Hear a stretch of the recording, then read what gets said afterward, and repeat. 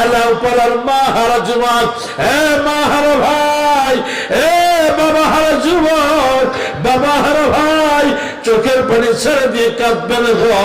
অনেকের আব্বা নাই, অনেকের মা নাই রে। দামি সম্পদ বাদ জোরে ঘুমানো, রাস্তার পাশে ঘুমানো, তুমি তো মজা করে ঘুরো রে। আব্বা আম্মা কবরের মধ্যে কোন হালাতে আছে একটু চিন্তা করো না, একটু ফিকির করো না।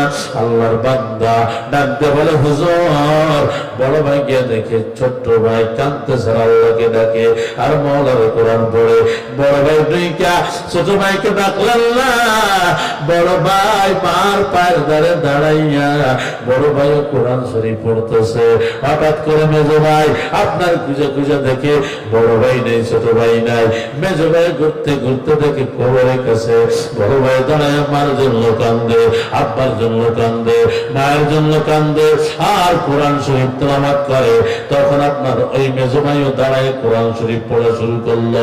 এক এক করতে করতে চারটা ভাই ওই রাত্রে কবরস্থানে ঢুকিয়া মওলা পাকের কোরআন পড়ে রে।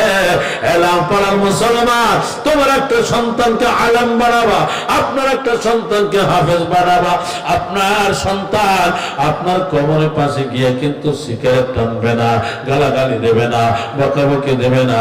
আপনার সন্তান হাফেজ হয়ে গেলে আপনার সন্তানটা আপনার কবরের পাশে গিয়ে আপনাকে সালাত দিবে আর ডাক দিয়ে বলবো আব্বা চিন্তা করেন না, আমরা আছি। ও মুসলমান ভাইজান, আমার ইমরান ভাই আমার ফ্যামিলি সব জানে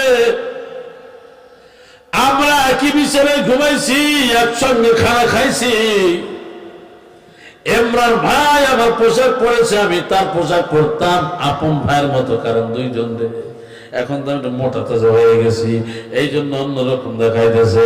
কিন্তু যখন মাদ্রাসা পড়তাম দুইজন আপন ভাইয়ের মতো দেখা যাইত। অন্যজন প্রশ্ন করতে আপনারা কি দুইজন ভাই নেই? সেই ইমরান ভাই আমার ফ্যামিলি সব জানে। আমার আব্বা যখন নাকি মারা যাবেন, আমার আব্বা মারা যাওয়ার পরে ইমরান ভাইও গিয়েছিলেন। আমার আব্বার একটা চাহিদা ছিল, 4 সন্তানকে আলেম বানাবে, মাদ্রাসা পড়াবে। আল্লাহ তাআলা আমার আব্বা থাকা অবস্থায় 4 ভাই মাদ্রাসা পড়লাম রে। আমার বড় ভাই হাফেজ গোলাম কিবরিয়া, ওই যে কান্দাপাড়া খেলাফত হোসেন হাফিজিয়া মাদ্রাসার নাম হয়তো শুনছেন বা দেখছেন, ওই মাদ্রাসার মহতমিম আমার বড় ভাই। আমার বড় ভাই কাঁধের উপর আমার আব্বা মাথাটা রেখে মারা গেছে। কেমনে মারা গেছে ভাই? আমার আব্বা পুলিশের চাকরি করতেন, জেনারেল শিক্ষিত ছিলেন।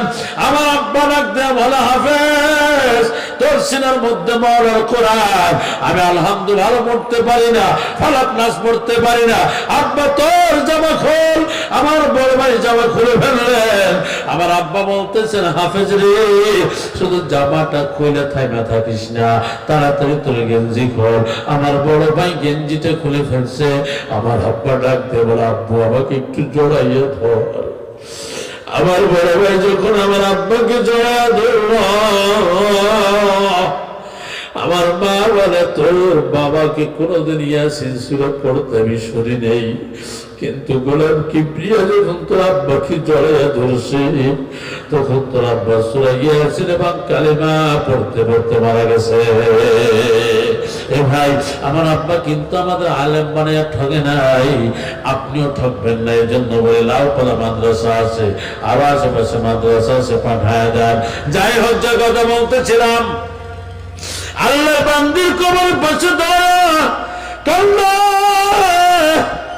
গভীর রাত্রে শেষ রাত্রে ইমাম সাহেব জানলার কাছে এসে কে যেন ডাকতে বলে হুজুর ওই মহিলার 4 কোলাকে কবরস্থান থেকে আপনি ডাকিয়ে নিয়েছেন। আল্লাহ তাআলা 4 ভাইয়ের আব্বা আম্মাকে জান্নাত দিয়ে দিয়েছে। আরো জোরে